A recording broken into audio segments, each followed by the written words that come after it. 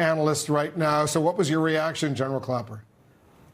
Well, first, I thought it was, as others have noted, classic Bob Mueller, understated, but I think he clearly thought about every word. And I'll just reinforce a point that Jake made earlier. I think the most important thing he said was at the end, and that is about the Russian interference in our election and the attempt to damage one of the candidates, and that what an important message that is for the American people.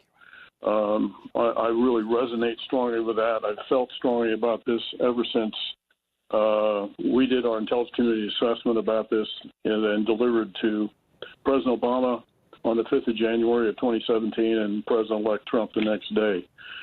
And I thought it was a very compelling, but understated but compelling rebuttal of a lot of the attacks on him and his team.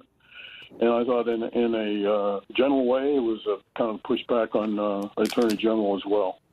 Well, he made it clear that his conclusion, the conclusion of his investigators, is exactly the same as the U.S. intelligence community has concluded during the Obama administration and even during the Trump administration, that A, the Russians interfered. The initial goal was to sow dissent in the United States. The second goal was to embarrass and hurt Hillary Clinton in case she was elected president, to weaken her as much as possible. But the third goal was to help Donald Trump because they thought he would be better for Russia than Hillary Clinton would be, even though they assumed Hillary Clinton would be elected. And he has reiterated that position, which the intelligence community has stated, but the president, General Clapper, is reluctant to state himself.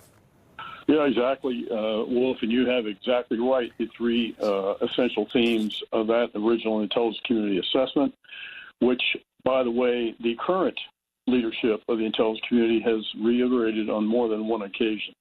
And you're also quite right, and this is what is, I think, dangerous and disturbing, is the president's refusal to acknowledge that. Yeah. And General Clapper, I was noting earlier, not only has the president not acknowledged it in a forthright way, that the Russians attempted to interfere in the 2016 election. They tried to help him. They tried to hurt Hillary Clinton. They're still going to try to interfere in the election. They did so. They tried in 2018. They're going to try in 2020. But in a phone call with Vladimir Putin, he did not even raise the subject. And Rudy Giuliani, the president's attorney, at CNN told me in a State of the Union interview that there's nothing necessarily wrong with accepting information from the Russians. And to Chuck Todd, he went so far as to say, even if that information is stolen. So if this happened in 2016 and the president and his team think that there's nothing wrong with it, excluding his national security officials, excluding his intelligence officials, what's going to happen in 2020? Well, that's a great question, Jake. I assume that the rest of the government will continue to do what it has done, at least my impression, is to take measures to prevent a recurrence of what happened in 2016, and even in the absence of the president acknowledging it and worse, taking any leadership to do something about it.